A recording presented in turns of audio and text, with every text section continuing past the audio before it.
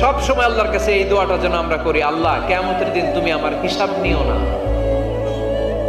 আল্লাহ তুমি আমার বিচার বসিও না, আল্লাহ তুমি দয়া করে আমারে মাফ করে দিও।